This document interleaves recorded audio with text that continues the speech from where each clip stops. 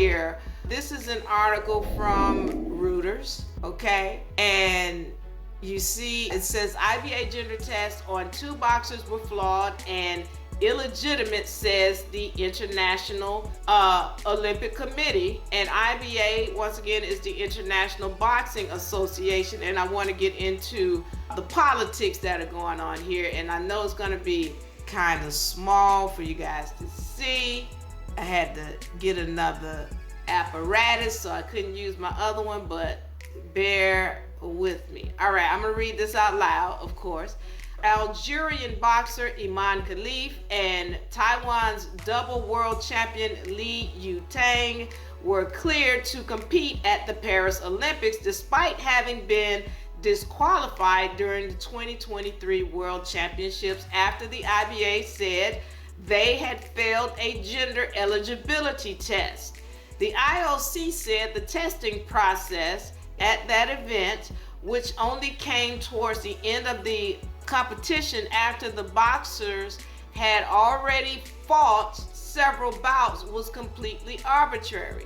Those tests are not legitimate tests.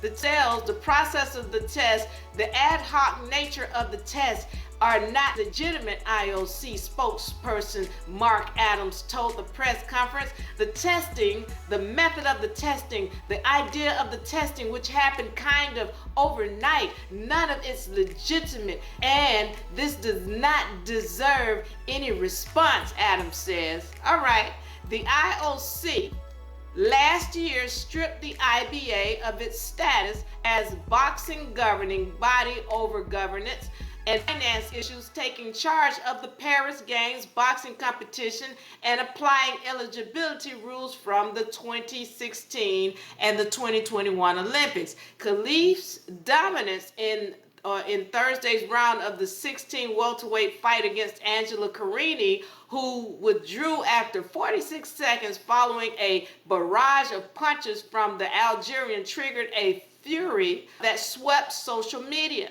The IBA promised to pay Carini $50,000 in prize money, further fanning the ongoing dispute with the IOC. All right, so here's the deal. This Khif, he ended up fighting against Angela Carini, and he beat her so bad.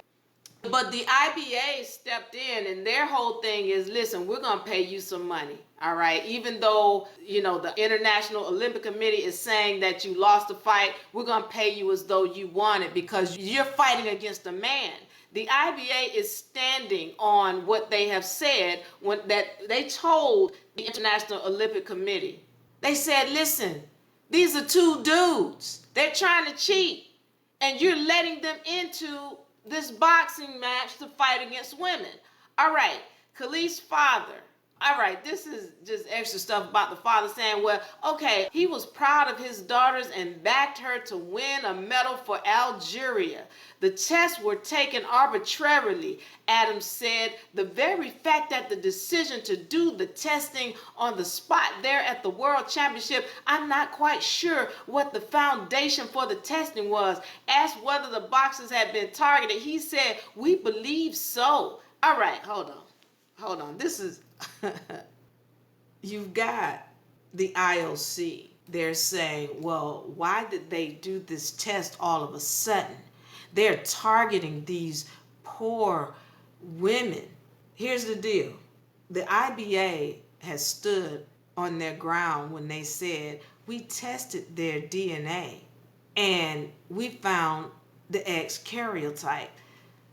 These people never challenged the fact that they said we found a Y chromosome in their DNA. They never questioned that. It was always, well, why you do the test now? And why is it so arbitrary? And why you not talking about what the facts are? The facts is they found a Y chromosome.